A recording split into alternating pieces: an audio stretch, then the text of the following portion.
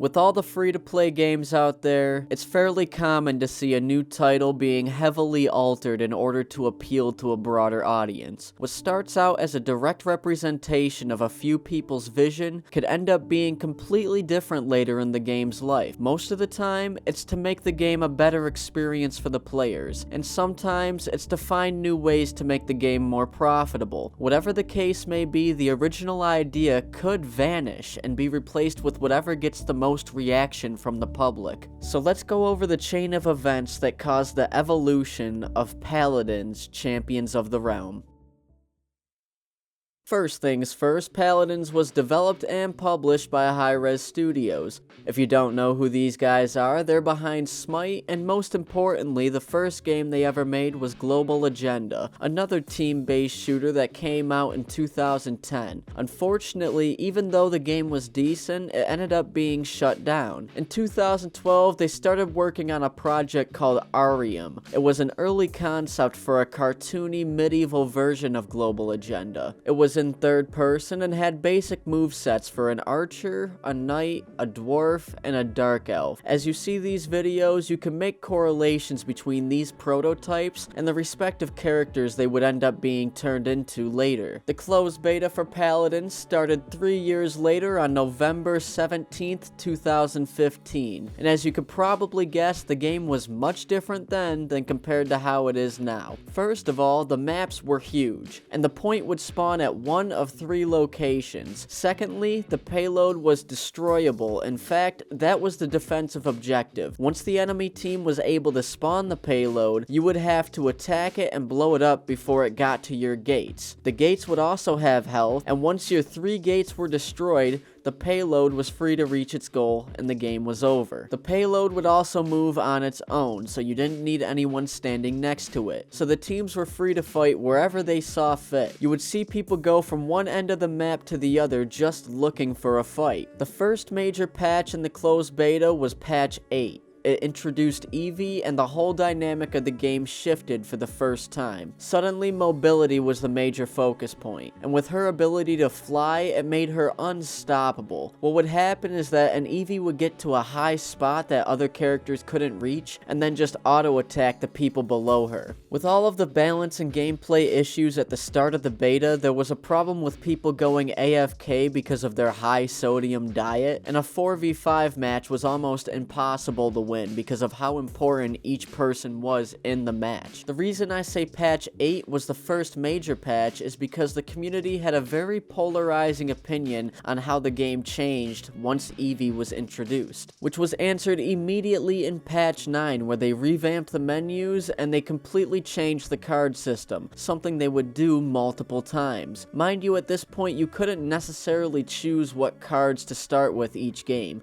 Although the game was far from perfect, you could tell these developers were intently listening to everything the community had to say and was shaping the game accordingly. This patch would also start introducing new game modes. The first 2 were Assault and Capture Point, then came Payload, and then finally in patch 12 they added Elimination. There's one of 3 points that could be picked, and each team would have to stay on that point and kill the other team while avoiding this fog of death. Patch 12 is also the most important patch in the closed beta in my opinion. It also had the biggest game changers introduced yet. First of all, many champions could reload now. Secondly, there was now a fucking beacon ripped straight from Global Agenda. What would happen is you would set this little circle down and people would teleport to it when they respawn. The beacon became the most important thing in the game. It didn't matter what you were doing. If you found the beacon, you had to kill it. Also, before this patch, you were able to see the enemies when they were shot. Well, that was taken away and now you could only see them naturally in your line of sight. And finally, this is the patch that introduced ultimate abilities, which were absolutely wild when they first came out. Like, we knew they were coming, but some of them were so crazy that they completely changed the character. Take Grok for example. This champion was all around garbage. He didn't do enough damage at the time, and he only had 2 options: stand by the barrack to keep his turrets alive, or or stand in the circle and act as a distraction. Well, once this patch came out, he turned into this monster that could wipe your whole team.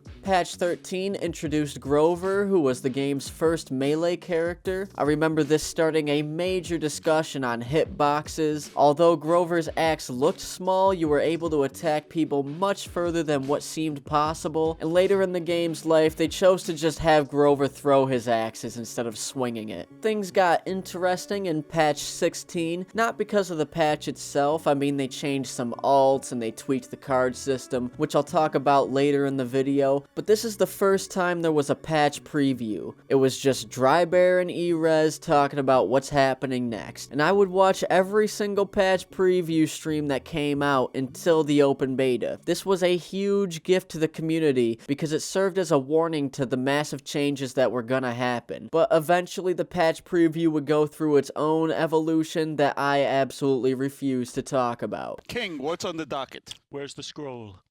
Do we have the scroll? Peasants? Peasants!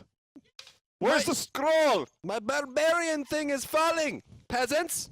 Where is my squire? Do it from memory. From memory. Hold on, let me use my scepter. Oh, I see a load. A giant load. You push the load. Have you seen the load? The cringe is strong in the realm. Patch 17 introduced Kinessa. This character really changed the team dynamic. Anyone playing Kinessa was now 100% guaranteed to never stand on the objective, which was really a problem with the community to begin with. Nobody really wanted to stand on the point, they just wanted to get kills. And Kinessa's a sniper. She's obviously meant to shoot from a long range, but she had such control over a game. If you had a bad Kinessa, it was basically like a 4v5. They're not standing on the point, they're missing their shots, they're basically just standing in a field doing nothing. But it would become very obvious when there's a good Kinessa, because they would turn a fairly mediocre team into this unstoppable force of chaos that just kept melting everything in sight. So the discussions of team comps got more heated in casual play, and you ended up with either 5 damage dealers, or everyone decided to pick beefy tank champions. Patch 19 got rid of an outdated map voting system and let you finally play the mode you wanted to play. And by this time, they were handing out keys left, right, and center. I remember if you got any champion to level 4, you were able to send 2 people keys, so a lot of people were playing. Patch 20 is where we got to see Ying for the first time. Her preview came out on April 1st, 2016, which is fitting because the release of this character was a fucking joke. She was a very long-awaited character, but the developers couldn't decide on how they actually wanted to make the character work, so she was only playable for a short time before being taken out of the game completely and wouldn't return for months. Something that was also removed from this game was the beacon. They were going to make the beacon an active card, but eventually it got scrapped completely and they banished it to the Shadow Realm, exactly where it belongs. Patch 22 is where Siege mode gets completely changed. It starts to morph into the Siege mode you know today. The gates are completely gone at this point, which seemed to cause nothing but problems because of how often they changed. First, the payload would just bulldoze through the gates, and then they had the payload explode after killing one gate. It was a mess. But now that the gates were removed entirely, all the payload had to do was make it into the enemy team's base, and the payload was now indestructible, but you had to be standing next to it for it to move. And this is about the time when the first big tournament got announced. There was a YouTuber tournament, but I want to talk about the Founders Tournament. This thing had a massive prize pool of $100,000, $50,000 of that going to the winners of first place. It was at DreamHack, and District 69 won with a 3-0 sweep. But this tournament would mark a turning point in the way that Paladins is played, and that's largely due to the characters that came out right after the tournament ended. The first was Bomb King in patch 27, and I have a personal grudge against Bomb King because he introduced the timer emote for his Bomb bomb explosion, and that carried over to Sky's ultimate ability. So now instead of actually seeing the radius of some of these AoE attacks and being able to adjust accordingly, you now have to run around waiting for a timer to change colors. But I digress. The next character was Victor in patch 28. Victor was especially important because he was far and away the best character to use if you were trying to introduce someone to the game. He is generic as generic comes. He could shoot his gun, throw grenades, and run. That's the 3 ingredients to easy success. People have known this way of life for years, and they could just watch the crazy shit happen until they get used to actually playing the game. There was even a 5v5 elimination mode with Victor as the only character, and they were all put into this tiny map with 1 point, and you were just told to murder each other. And they finally added a shooting range so you can get more familiar with the range and abilities of each champion. But let me ask you this. What's the most important thing in any shooter? No matter what the perspective is, no matter what kind of characters you have, what's the one thing people need to get familiar with to stand a fighting chance? The map layout. Well, on patch 30, they started talking about changing the maps. Now, there were discussions in the community on how Paladins felt like another game called Overwatch. Some of you might have heard about it. These comparisons were debatable with logic and reason because of how differently they played. But then we saw all the maps get much smaller. At first, there was a spawn room with 3 portals, and each portal brought you to a different section of the map. These map segments were also blocked in, and you could no longer access the map in its entirety ever again. Every map was now a third of the size it was, and the only thing that was separating Paladins from Overwatch was the fact that Paladins had a unique map size. And once this happened, it was almost universally accepted that Paladins was now the poor man's Overwatch. It was reduced from a game that stood out to a game that was a bargain version of another game, and people loved it. There were jokes and memes and laughter and outrage. Some people in the community would try to push back and argue what game technically came first, and I would be right along with them, fighting Paladin's case, because when I started playing it, it was a unique and original game, and then even the developers would come in and plead their case, stating how Paladins isn't like Overwatch, because Overwatch stole moves from other games, but they would also fuel the discussion with ridiculous rebuttals like how Paladins was mostly inspired by Team Fortress 2, backtracking from how it was supposed to be a spiritual successor to Global Agenda. And while all this was going on, lots of champions saw reworks, and you saw the complete neutering of characters like Buck, Ruckus, and Barrack. And then burn cards became items. Your character didn't level anymore, you got credits instead, and you would spend the credits on items in the game. And then, finally, the game went into open beta. In less than 10 patches, this game went from Paladins, the game people knew and enjoyed, to a shameless clone of another game that more people knew and enjoyed. And the game did a much better job skimming off the top of Overwatch's fan base. It's not even a debate that Paladins is popular. It's very popular. Donkey even got involved in the discussion eventually with a short video laughing about how similar Overwatch and Paladins was. No matter what the developers tell you in the forums, they fully embrace the fact that Overwatch was constantly being mentioned in the same sentence as Paladins because of how much popularity was gained due to the comparisons. And it was clear that Hi-Rez, they just wanted to gather as much people into one group as possible. And at the end of the day, they're a company, and the more people they have, the more money they could make. So here comes the fun part. I'm done going over patches, I'm done going over characters. At one point, all the community wanted was more characters. Now there's characters out the ass, and there's outrage in the community every day. And I think now is a good time to go over the card system.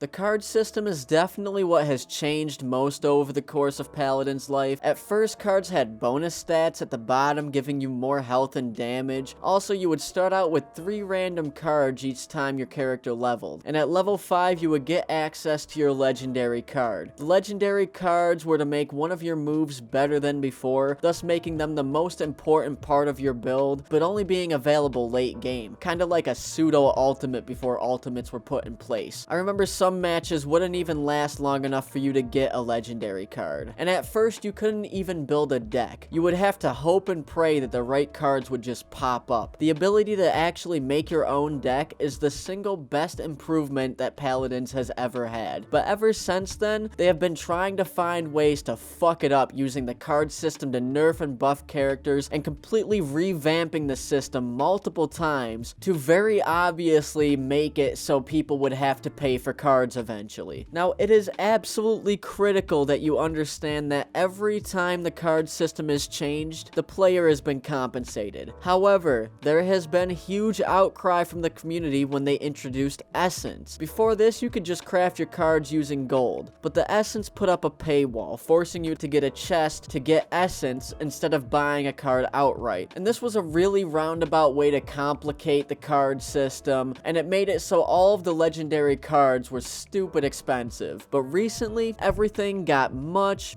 worse. In patch 64, they got rid of the Essence system. They replaced it with the Unbound card system. Basically, you get all the cards for free, but you have to level them up to unlock their full capability. Now, at the time of making this video, there's still a classic mode that sets all the cards to the same level if you're playing Siege, and Ranked does not implement the Unbound system. They are all set to the same level. So here's the dilemma now. For almost a year and a half, I have had access to every card in the game, because I've been a long time devoted player. So all this patch did for me was make my cards shittier with almost no compensation whatsoever. Instead, I get a shiny golden name with sparkles on it. And on top of that, I can't even choose the cards I want to craft anymore. I mean, I'm still rich at this point, it's whatever. I was used to only spending my gold to combat the new card systems, so I decided to double down. That's right, I invested all of my money in the game into leveling up cards using the character chests that are now 7,500 gold. Maybe I can finally make Buck fun to play again.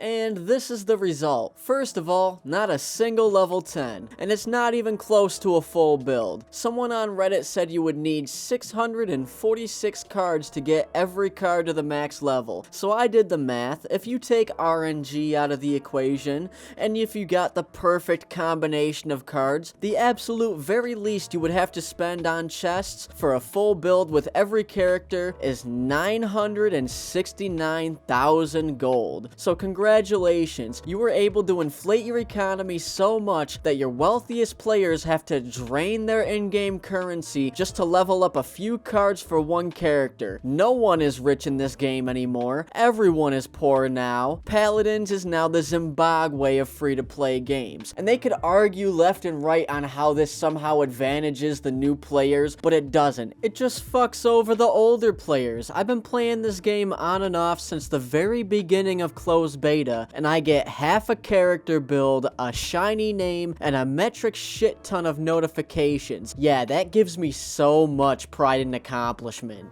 I think some people on this team really don't understand that a community's time and interest in your game is more valuable than whatever scam you think you can make. I know multiple people who have spent thousands of their real, hard-earned, worked-for dollars on free-to-play games just because they wanted their character to look cool. But these people aren't stupid. As soon as you make people feel obligated to spend money just to have an advantage over another player in a competitive environment, this splits the community based on their expendable income, creates backlash, encourages hostility, and in the end could destroy your fan base. And I can't really argue with a game company trying to make money, but Hi-Rez has other sources of incomes. They could have just let this be a game instead of a block of advertisements. In patch 65, you got rid of payload. Why did you get rid of payload? Oh, wait, no, I see. You wanted to cut matchmaking time so you could get rid of a bound mode to make room for the unbound modes, like Team Deathmatch. Why is Team Deathmatch implemented 2 years after the game's released? You know how awkward it is to play that mode when you're not playing a character with a gun? It's like you're playing a completely different game again,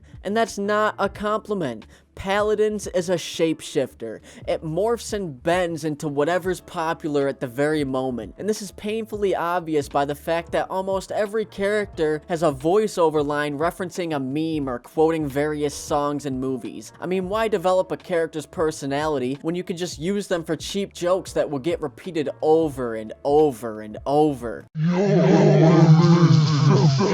The simple fact is that Paladins has evolved into an overinflated balloon of memes. Instead of focusing on making a name for itself respectively, it just turned into a bunch of internet pop culture surrounded by thick layers of advertisement that's stuffed into this hollowed out shell of an original idea that has long since been abandoned. It's a game that lies to you while throwing bright and shiny shit at your face. Why is something always blinking and popping up? Why am I getting giant achievement notifications when I play? Why are you displaying half the cash shop at the main menu? Why is it that every time I log in, I have to see a giant Twitch promotion? Why the fuck am I unlocking lore? That is not rewarding. I have lost all interest in any backstory these characters have because you've just made them shout references all day. People down and killing them. I mean, my heart's beating, my hands are shaking, but I'm still shooting, and I'm still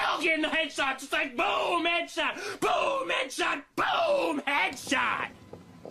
My heart's beating, my hands are shaking, and I'm still shooting. In conclusion, Paladins has become more comfortable with being something that it's not than it ever was being itself. So it goes through phases like a high school student trying to figure out what social group it wants to be a part of. I didn't want to see you try to be Battlegrounds. I didn't want to see a Paladins-based MOBA for the cell phone. And we definitely didn't want to see you slowly turn your back on everyone that originally supported you and helped you grow and showed you to their friends. Honestly, I just wanted Paladins to be Paladins. This isn't a review, but I will say that all in all, the game is decent, and it has its moments. If you ignore the terrible decisions made recently, you will be able to find small bursts of enjoyment. However, I can only recommend this game to people that haven't played it before and that don't intend on playing it for long. Give it about a week of your attention, then move on to the next thing, just like the short-lived internet fads that it likes to surround itself with. I obviously didn't go over everything, which is why I'm making this little update as of right now, which is April 10th, 2018. They have scrapped the card unbound system,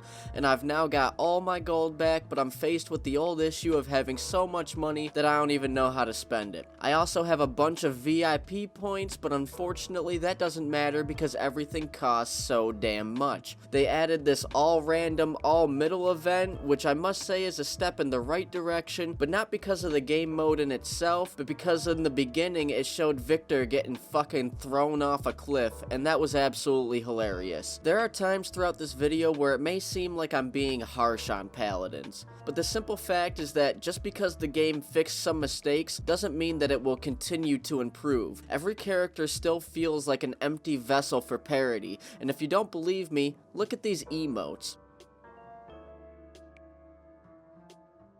Maybe they're still funny to some people, but the blatant and consistent references to internet pop culture have definitely hurt the game in my opinion. And I get it has its charm, but shit like this has been done 1,000 times in recent history.